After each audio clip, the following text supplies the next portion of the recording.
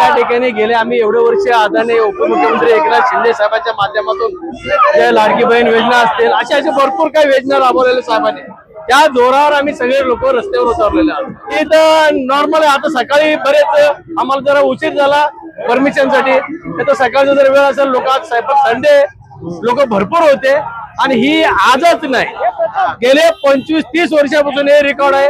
महिला हजारोच्या संख्येने निघतात त्या ठिकाणी ते लोक स्वतः येऊन लोक प्रत्येक डोर टू डोर महिला प्रचार करतात, रॅली काढतात. त्या हिशोबाने आमचे जे सगळे पब्लिक एकत्र येऊन कामा करतात. असे या गर्दीचं ग्राउंड लेवलचे सिद्ध होतं नाही काय नाही तर मग माझं एकच म्हणणं की त्या ठिकाणी इथं लोकल काय करतात ते लोकल 5 वर्षानंतर येतात. मी सतत 12 महिने इथं काम करत होतो.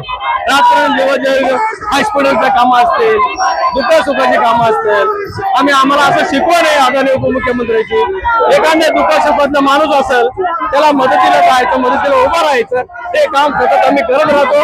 या जोरावर आम्ही सगळे निवडणूक जिंकणार 8च्या 8 करतो.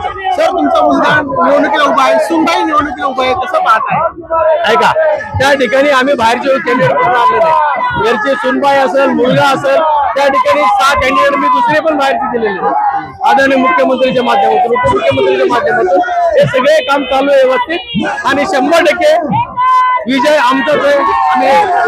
आणि सुरेश कुलकर्णीचा अंगार आहे इथं, बाकी सगळे भंगाराचे आहेत. ते बोलतात पोरं बरोबरच आहेत. इथं या ठिकाणी काय नाही, ओनली आदरणीय उपमुख्यमंत्री एकनाथ शिंदे साहेबांचा जलवा चालतंय इथं, दुसरा कोण नाही. 7 वर्षाच्या मुलापासून घराचे ओळखतात आणि एवढे कामं केलेत आम्ही. या कामाच्या जोरावर आम्ही समोर उभा आहेत. लोकांना आम्ही पैसे देऊन आणत नाही, 500 रुपये देऊन. हे सगळे घरातले कुटुंब आहेत आमचे आणि सगळ्या परिसराला एक संगती निघतात. सगळे 4ही रॅली आता 2 दिवस बाकी आहेत. 2 दिवसात आम्हाला लोकांचं कार्यकर्त्यांचं असं म्हणणं आहे की दादा रॅली काढा तुम्ही. अरे बाबा आता आपलं एवढी रॅली झाली तरी नाही रॅली काढायचं आणि कॉर्नर मिटिंग घ्यायचं. आपण एखादा शिकार करायला जातोय, खरगोशची शिकार नाही, वाघ आला की पळून जायचं असते का? वाघाची पण सामना करायची ताकद ठेवायची आमची.